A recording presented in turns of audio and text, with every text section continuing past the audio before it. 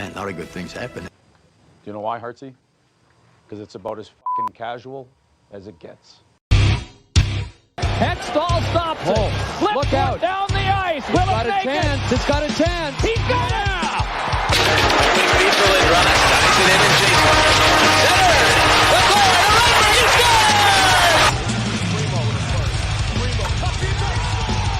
Carry on by Claude Giroux. Giroux holding, gets around in front.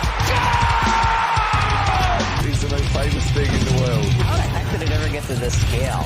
Very own national phenomenon. Let's go. We are here. We are back.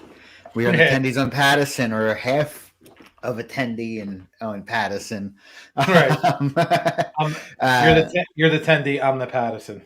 Yeah. We're back after a short hiatus. So what did we miss? 2 full weeks? Yeah. Was it that much? I believe it was. Yeah. Because I think you're right. So yeah, we're back after 2 weeks. Just a few things have happened. Yeah, just a few. I think I could be wrong. I think Carter Hart's back. I don't know. So here, like, it's like damned if you do, damned if you don't in this city when it comes to goaltending, right? Like, so now the goaltending isn't the reason that they're losing games or when they lose games. And then it's like, well, can we just keep only relying on goaltending? Like, I don't know. As a 40-year-old guy and the carousel of goaltenders we've had come through here, I'll take goalies stealing games. Yeah, you're going to need it come April and May. Yeah. I don't understand being from this city and not being happy that you're on the giving end of that, right? Like, goaltender stealing games. I don't understand not being excited about it. So Carter Hart is not just back, he's probably better than he was in 2019, 2020, at least thus far. There's a lot of hockey left. Yeah, there's absolutely a lot of hockey. They're 8-4-3. They're 5-3-2 in their last 10 games. And look who they played. Yeah, they were a little flat against Calgary, and they were a little flat against Dallas. But I mean, losses like that happen during the season. You're not going to go an entire season like dominating. Like you're not the Tampa Bay Lightning, and the Tampa Bay Lightning go through stretches where they look human. Well, even without Kucherov, that's a good team. Even without Kucherov, Victor Hedman's a Norris Trophy candidate or winner whenever he plays an amount of games. It's a good player. Last time I checked, Stamkos is still, even at this point in his career, a pretty good hockey player. Yep. So, but that being said, this idea that you're going to come out and win 75 games and control 3 periods of hockey through all of them is also like, I think that you and I have gone back and forth a little bit. I know that I've mentioned it a little bit on the show, not gone in depth. Like, that's what a cap is supposed to bring, is like no team is really head and shoulders better than another. I don't think it actually does that, but in theory, it's supposed to do that. So when it happens, you can't sit here as a fan and be like, oh, they're not winning enough games in a row, or they're not controlling games. Well, no team really is. I mean, other than maybe Connor McDavid whenever he steps on the ice. Again, we've had this conversation before, and he's an odd man rush himself. Yeah, I mean, he's disgustingly good. It's gross just how good he is.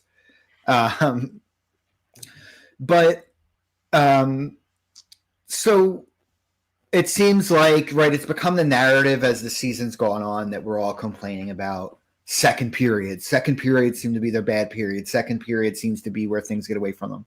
One thing they're consistent at. Well, if you're going to map out a hockey game, and you say you get to start strong and end strong. What's like I just fail to see, like, do I want to see them? They seem to be doing like win-loss over this last little bit.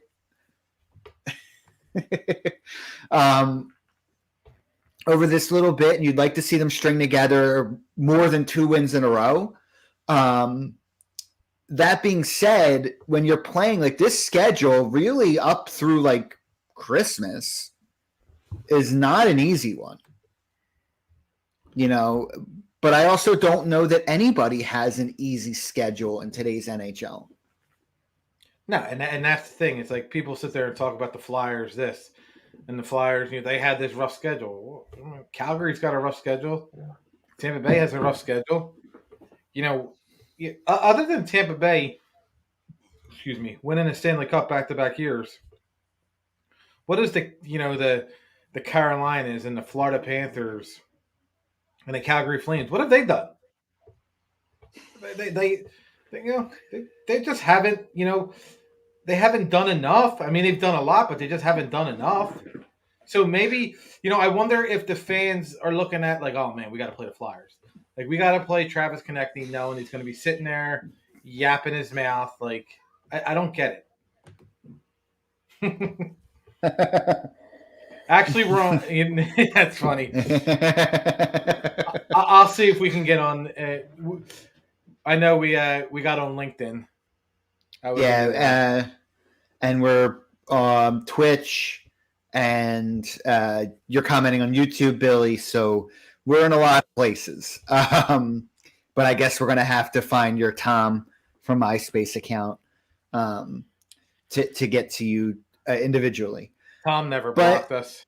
But there's also like so much hockey left that we don't really have much delineation yet between the haves and the have-nots, or the mediocres, and the good teams. And as the season wears on and injuries start to pile up or happen, the teams that don't have them yet, you'll get some delineation. Right now, just based on like how much teams really had to maneuver in the flat cap over several years, it's tough to have made a lot of big roster moves, even though the Flyers seem to overhaul their roster this season. And they're getting these wins against good teams without Ellis, and with Hayes only playing a game. Right? Like your top pairing defenseman's kind of important. Your second line center is pretty important. Even Arizona has they're not. Look, we know when the dust settles, they shouldn't be there. They're a tough out, even so. Those guys play with pride. They're a tough out. They're not just a rollover team. Even Buffalo now is not a rollover team. I don't think any NHL hockey team is rollover. Maybe the Kraken. Maybe. Well, they hired a certain coach that. But you know what? Do you think that certain coach picked that roster? Like, what the hell was he thinking? With like what were they thinking with the players they drafted? They could have had a lot of good players on that team. Ron Francis was trying to play hardball. He was trying to stack up. Picks. So yes, they could. And it didn't work. Teams weren't willing to do what he was asking. So no, and that's why I turned around and like we had talked about it. During our text messages and everything else. That like they could have had Marc-Andre Fleury. They could have had Jake Voracek or Tarasenko. Any of Tarasenko, who's playing out of his mind. They could have had these guys and gone the way of the Vegas Knights and been competitive. And they went back to the 90s with the San Jose Sharks and the Ottawa Senators and how terrible they were. Yeah, but like the rules were different then. You were forced to take scraps then.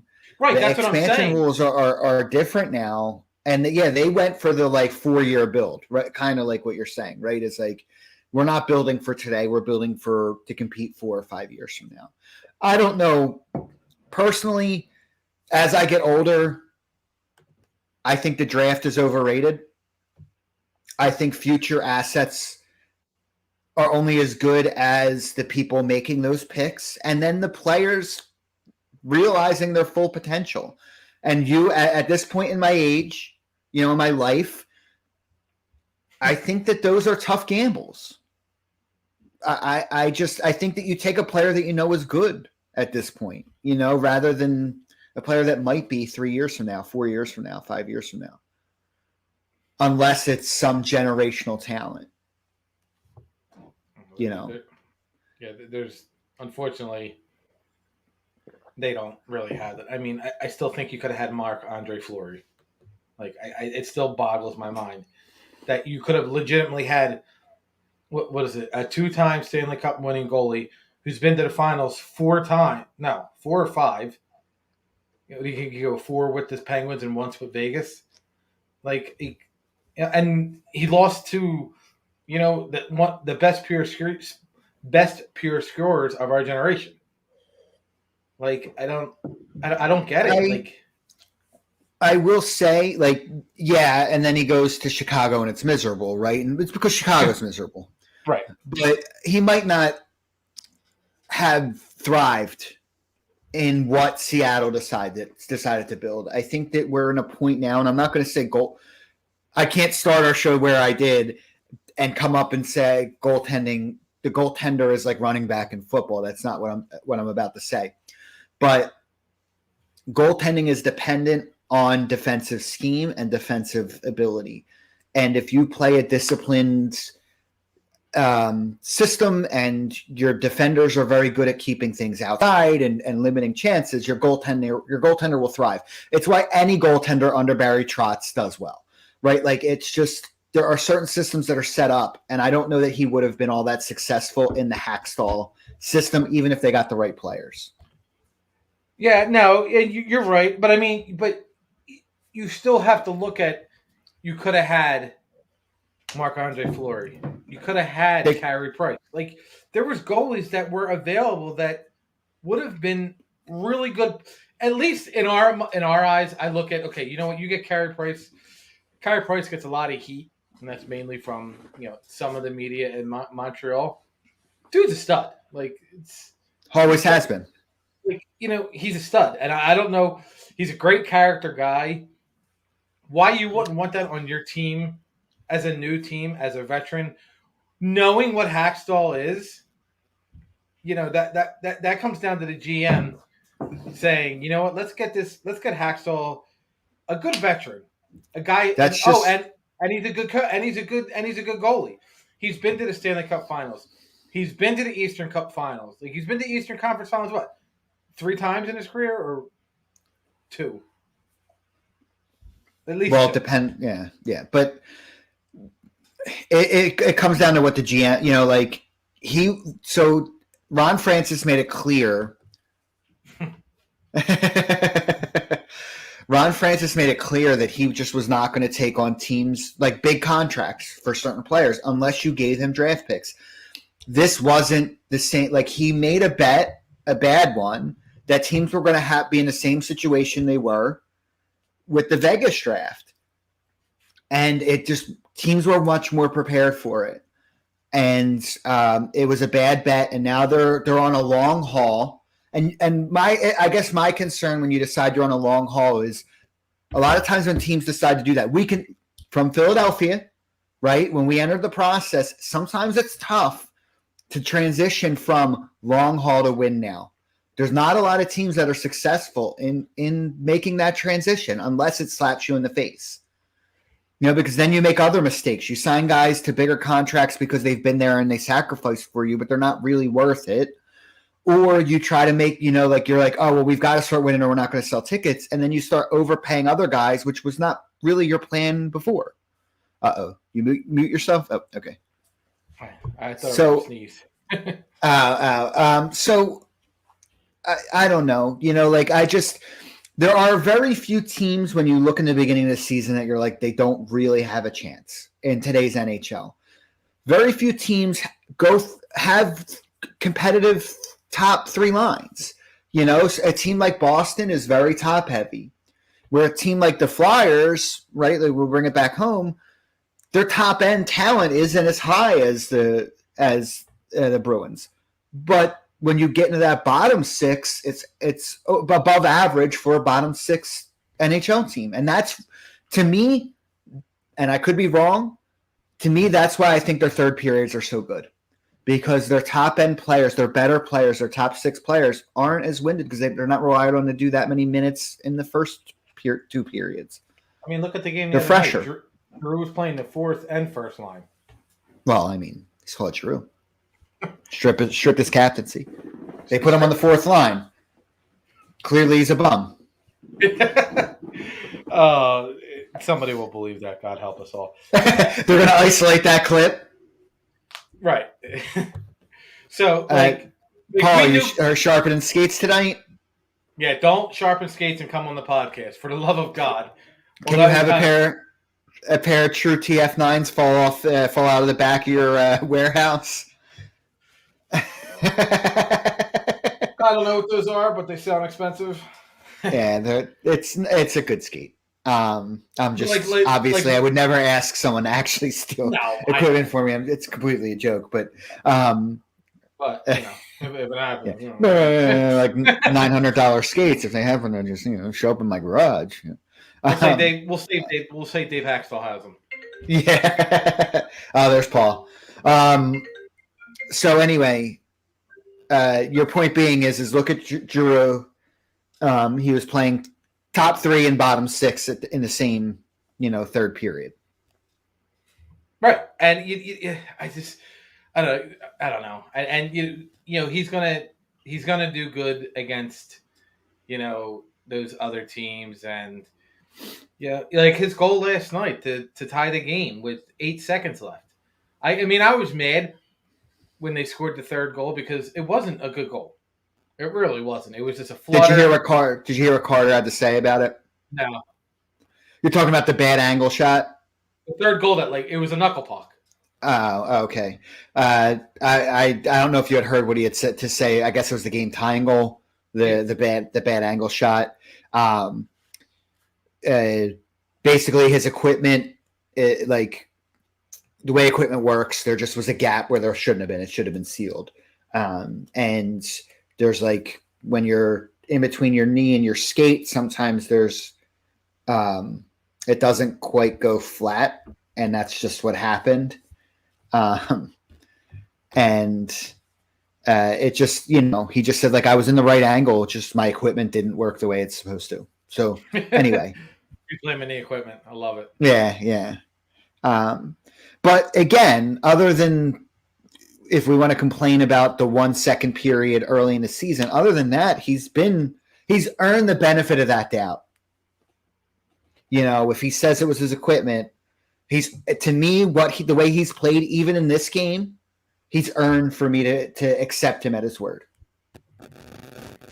Oh, I'm with you. Listen, I'm a Carter Hart apologist. I'll fight anybody who sits there and says Carter Hart sucks. If you're gonna say it, back it up with stats. Why does Carter Hart suck? Why does Claude Giroux suck? Please don't make me defend you. Please don't make you look like, I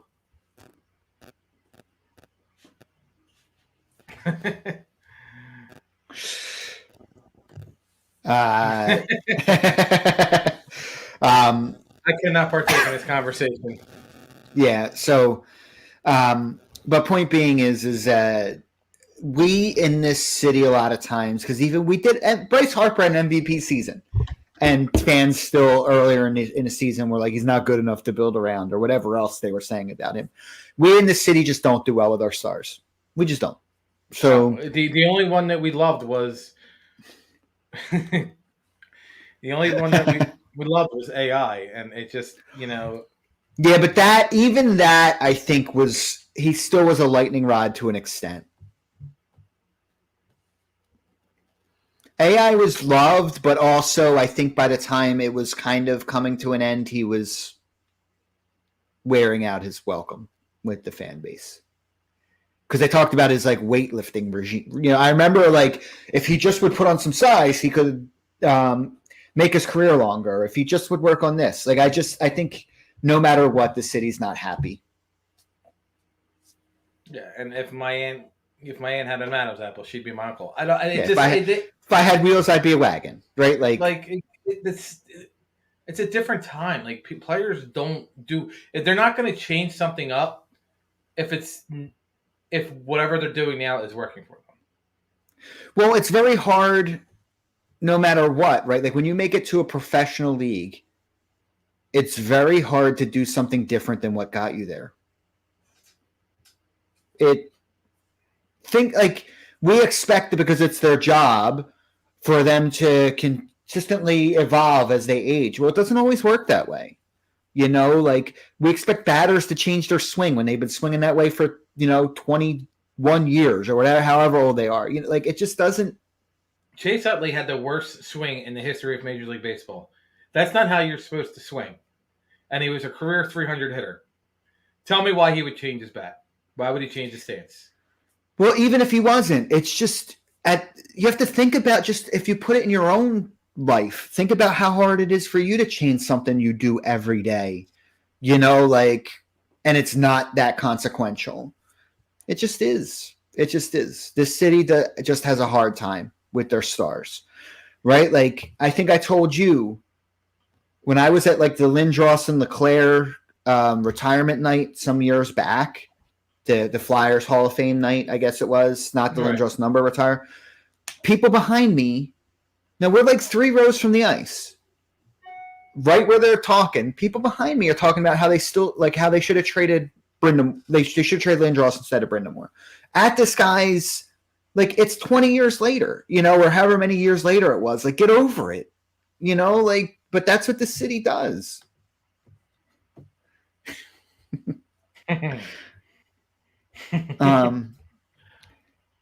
That's what the city does. They don't ever get over anything, right? Like how hated is McNabb still. They don't ever get over anything, and they don't like their stars. So no matter, I guess point being is no matter how good Carter Hart plays, we're going to be apologists for him because he's going to let up a goal. I mean, spoiler alert, he's going to let up a bad goal. Spoiler alert, he may even lose a game or two for you. That's the nature of hockey. It doesn't matter how great you are. Dominik Hasek let in soft goals sometimes. So did Martin Brodeur. It happens. That's the nature of it. You're not going to be perfect. Right. And you're right. Philadelphia doesn't know how to handle its stars. Like you said, the Harper, the McNabb thing. Like the McNabb thing, he's the best quarterback to ever play for us. And, he didn't get, he didn't get over 50 idiots billing him, and he held a grudge, but he's still the best quarterback to ever play this town. Because the thing is, they always go back. Philadelphia fans always say that he's not a Philly guy. What's a Philly guy? Well, a guy who quote unquote gets it. Like I don't like Philly guys because they don't win. I was in a text group last night and people said, we're talking about how great Harper was. I'm like, obviously, I was so excited, and then someone texted back was like, that's a Philly guy. Well, going back to Philly guy, what's a Philly guy? Because for 28 years, we had nothing but Philly guys, and they didn't win anything until 2008. And then we went another 9 years without winning anything. Right. Only Kurt Hennig. And, listen, Brian Dawkins is my favorite player. He's a Philly guy. I don't know what a Philly guy is. Chris, here's a good thing. That's a good name, right? Universally loved, right? Like one of the very few stars that's universally loved. I got anybody who says anything bad about Brian Dawkins. I'm just going to let you know that right now. So I will drive over to your house, which is a mile from me, and I will stand out there like this. Yeah, I'm not going to say something negative about Brian Dawkins. No, I know. But what I'm saying is safety is a luxury position, right? So you can get by and not have an all-pro safety. So yes, he was great. I'm not going to argue that. He was the number 1 or number 2 at his position during his career, during his playing time here. I'm not going to argue with anybody who says that, he was great. Corner's more important. Defensive end is more important than safety. You don't need a great safety to have a great defense. You just don't. But if you go back and look, they haven't really, as good as Malcolm Jenkins was, he was nowhere near the shoes of filling in the shoes for Brian Dawkins. You can't bet on having a top 2 player at their position and that much of a difference maker, right? Like a team that another team has to scheme around, right? Like that's in essence what Dawkins is. All I'm saying is like you can never have another Brian Dawkins and still have an elite defense. You can't do that at quarterback. No. If you don't have an elite quarterback, you can't really have an elite offense. So, point being is, we in this city have hurt for goaltending for 30 years. Yeah. More? Let's calm it down. We've got a goaltender with above 92 save percentage who has stolen a couple games against top teams in the league. No, he's I shouldn't need to go on social media to defend him. No, it's a 932. He's got a 932 save percentage. Like I don't know what else you want from the guy. So, Paul, since I know you're in the live chat, because this is kind of a bit of like a, I'm not going to say a difference of opinion or whatever. I agree. Like, they don't have a sniper, and I know you're being facetious with like you can't win without a without a sniper. But Cam Atkinson is not a sniper. He's just a shooter. You know, like they don't actually have one. But again, you don't need one, right? Like, is that a position? Is that a specialist you actually need? It's nice to have, but I don't know that you need that type of player as much as you need two-way centers or, you know, top pairing D-men or special team specialist D-men. He in his last 3 games, he faced 106 shots, given up 5 goals. Carolina, Calgary, and Tampa Bay. Yeah. Like, what? I don't know what else to tell you. I don't know. I don't. I there's no more defending. Like, we're going to be doing it all season long, like how I did. He's no Hextall. He's no Hextall. No, he's no Hextall or Brodeur, because Brodeur's got a goal. But there's genuine rumblings that he might be in consideration to be on the Canadian Olympic team. Oh, no, don't. Put I'm not putting that up. I'm not.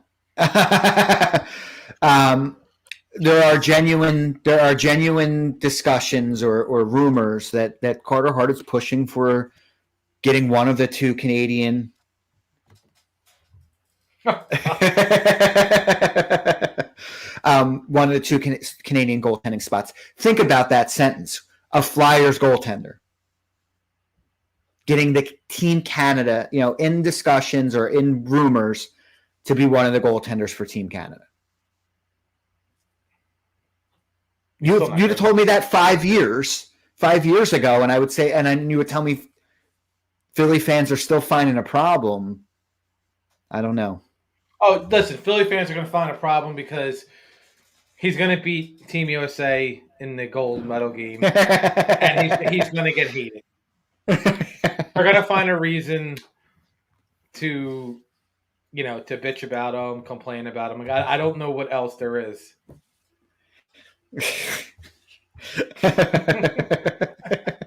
He's such a dick. That's pretty funny. Yeah, I mean it's pretty good. It's pretty good. No, and listen again. You're talking about Team Canada, not Gordon Bombay's Team Canada. Like, you know, Team Canada, like the team. You know, I don't know. I just let's go Team Canada and Carter Hart so you play Team USA. That's all I can say. Hey, I don't care. As long as I'm rooting for a Flyer, I don't really I mean, I'd rather see Team USA win, but if there's no Flyers on Team USA, I'll root for Canada. I like Sarah. Yeah, I'm not rooting for Team Canada if they're playing Team USA. That's why I got my red, white, and blue shirt on for Bill. Buron. So the funny thing is Buron and like Steve Mason, some of these other guys fill this role of like maybe criminally underrated, like in the city. I absolutely disagree about Steve Mason. I think he was so overrated, and he didn't get as much hate as he deserved. Like, because I was told somebody compared somebody. When I tell you, it still irks me. I got into a debate about Steve Mason with a Flyers fan who actually ended up blocking me and Bill on Facebook because, he's like, I'm friends with, somebody who covers Chicago NBC. And I'm like, all right, cool. I'm friends with a guy who covers, I don't know, the Flyers. Like, Steve Mason just wasn't a good goalie. He was not that he wasn't good. I just think he wasn't as good as people portray him. I think that Steve Mason is the exact definition of not as good as his great days and not as bad as his bad days. Like, he was a better than average NHL goaltender.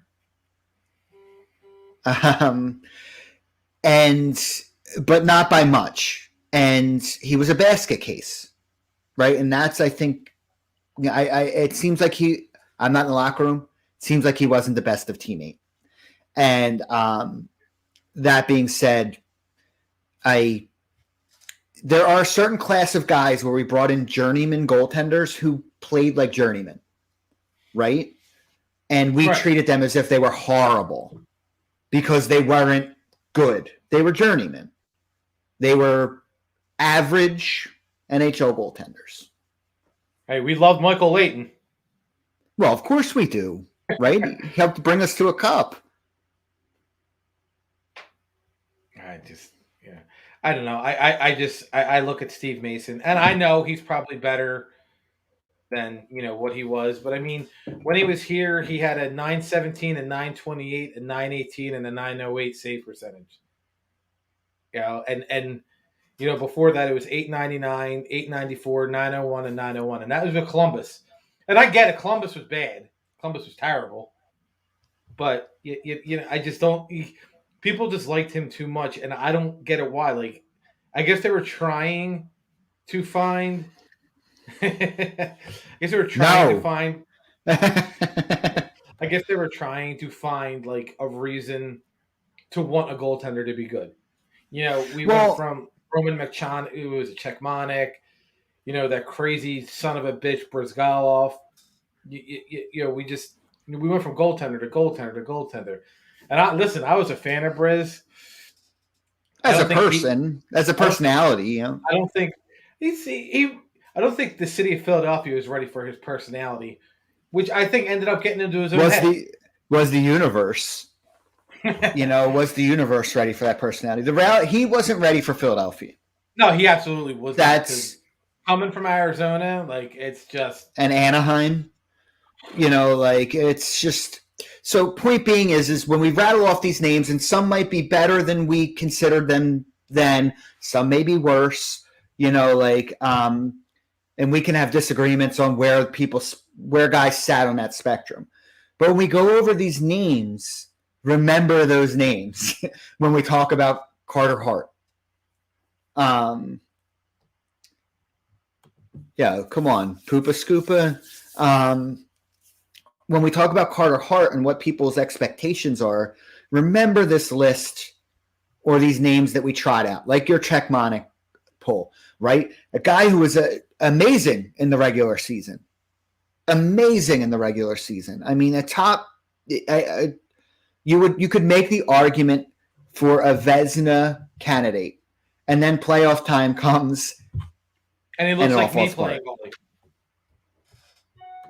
If I can change, Bill, and you can change, maybe Philadelphia can change. But it's frustrating. And I think that we've talked about this with other players. It's frustrating because you feel like you end up having to defend guys even when they have a bad game because it's going to happen. So you end up rooting for other guys to be bad when you're trying to prove a point, which you don't want to do either.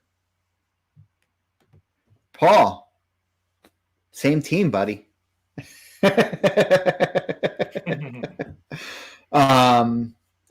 So that right there should say enough about our goalie situation.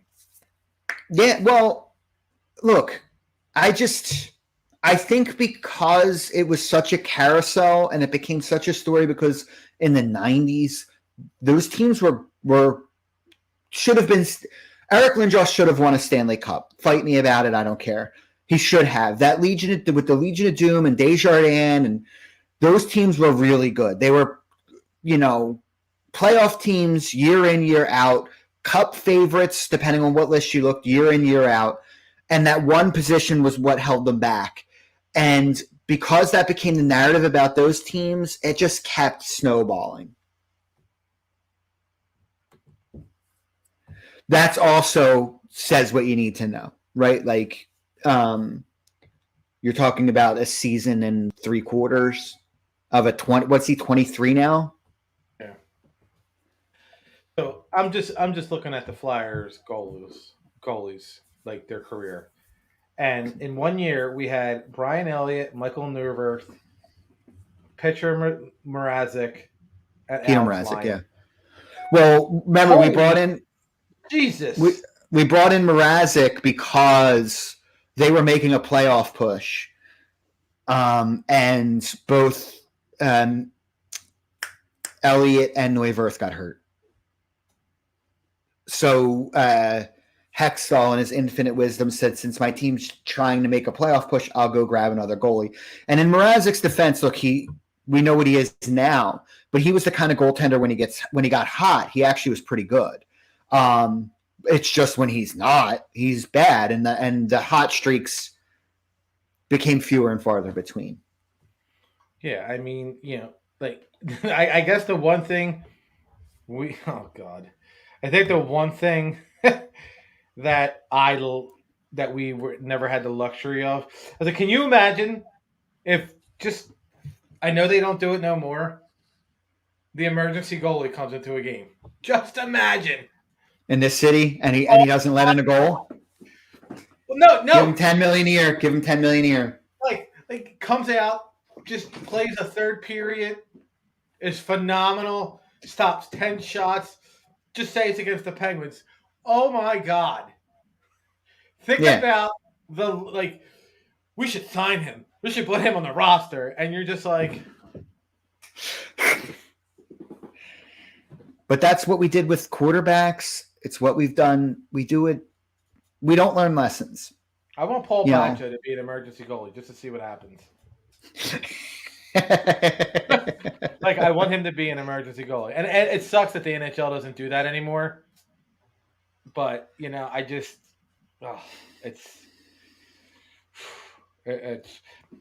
is frustrating when you have to sit there and you got to bang your head and be like, defend, your goalie. Or Claude Giroux. Having to defend Claude Giroux, it's your point, Chris. Your point. You see me scratching. Yeah, head. It is annoying because it's like I get that under his time as captain, the team hasn't gone really past the first round more than one time, but it's a team game. He plays 40-second to 50-second shifts. They haven't done a good job at building a team until the last 2 years, you're not going to count last year, but till 2019 and this year. So the fact that we've got to defend a guy who plays hard, it's not like he takes shifts off. He's old now for the NHL. The NHL isn't the league it was before. He's old for the NHL now, and he's still producing. I don't want to have to sit here and defend a guy who's producing. It's stupid. And producing, it's like having to defend Embiid. What do you want from these guys? Yeah, I just so does Cam Atkinson. Yeah, I mean, 3/4 of the team. It's like, can we I- can we bring a guy in? If we get rid of an orange-haired guy, we have to at least bring one guy in. Absolutely. They have a quota. Like so obviously we know that Paul's joking. But for anyone listening, like when you listen to us on Spotify, tell me what makes Claude Giroux a bad leader. You tell me what makes him a bad leader. How do you even know?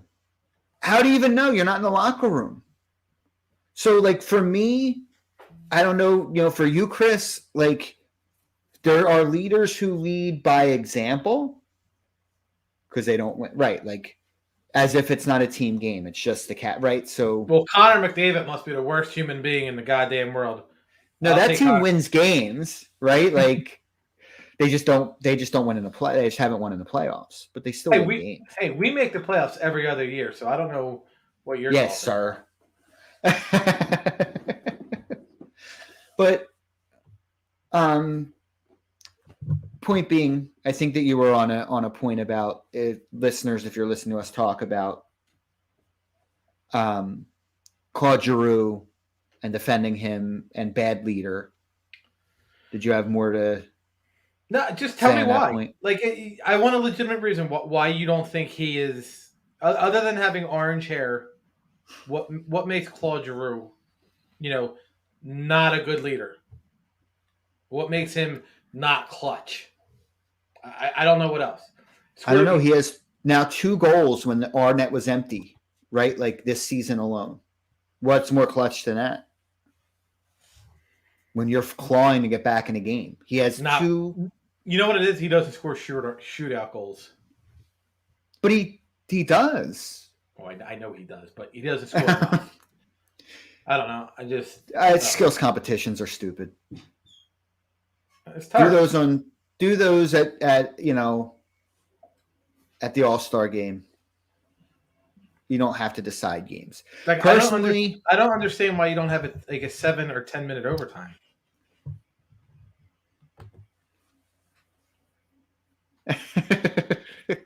I mean, we can, but as much as we want to, the dumb portion of our fan base, as there are noted by my other co-host, Eric, he calls them idiot Delphians, because they're just there's no logic behind their argument.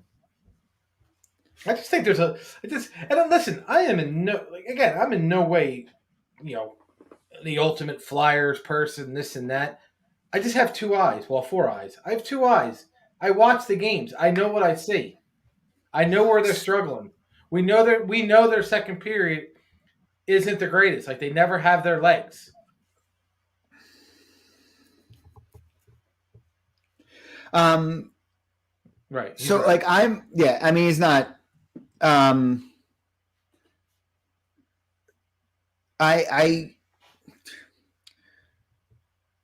I still don't like the skills competition, and I would like to see some version of elongating it. Maybe it's not a 10-minute overtime, but doing some portion that's 4-on-4 and then some portion that's 3-on-3, and just elongating it a little bit and changing that a little bit.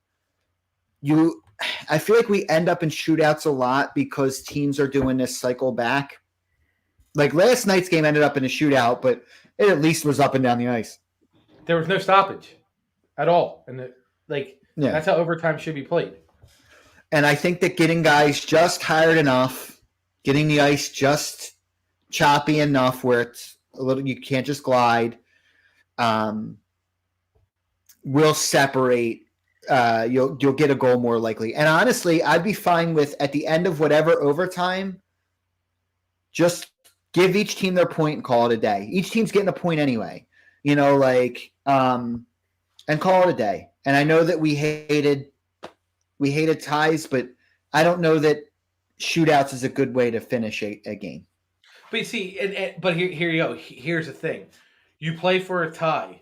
There are times, and again, I remember from the early 90s, where teams had to win 3 games, they had to win 3 in a row to end the season to make the playoffs. Not a tie. They needed the full 2 points, and they would pull their goalie in overtime and take that risk. Yeah, because otherwise, like, what else are you playing for?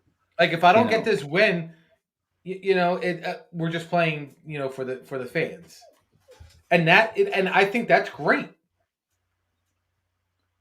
I agree. I don't. We've seen enough years of the shootout over it. Like, it was fun maybe the first year or two.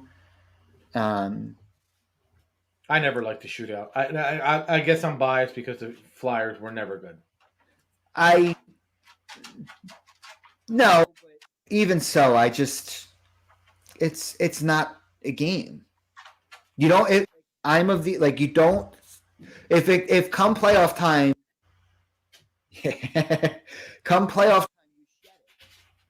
then why are we deciding games for it if it's not important to do enough in the playoffs? Because if it's deciding who gets into the playoffs, we just got to figure out a better way. So Flyers are obviously off tonight. They are off tonight. They play tomorrow. It is Star Wars night at the Farg. They play Boston, right? Tomorrow is Boston at 4:00. And then they're at Tampa. You get Tampa again, and then at Florida, and home against Carolina. So you get Saturday, Tuesday, Thanksgiving Eve, and then Friday. They get to travel from Florida to Carolina. It's all right. We're wrapping up. You can cut out. So they've got a tough stretch coming. I'm going to throw the banner up and run down our lineup. I mean, so. I just let my dog out. Yeah, I mean, they got. I mean, look. Let's just look. All right, we'll start with they got Calgary, Tampa, Boston, Lightning, Panthers, and the Hurricanes. Holy Christ! I did not realize that was. And then they end it with the Devils and the Islanders. Yeah, but it's tough. I'm telling you, their schedule is tough for a while. Because when you go down further, it doesn't get it's Jersey, Rangers, Tampa, Avs, Jersey, Vegas, Arizona, Jersey, Montreal. Like I said through Christmas, it's not necessarily an easy schedule. You're looking at a West Coast trip where maybe it gets a little bit easier for you, where you play Seattle, San Jose, the Kings, Anaheim. Where you might get a stretch where it's not just a rough game week in, week out.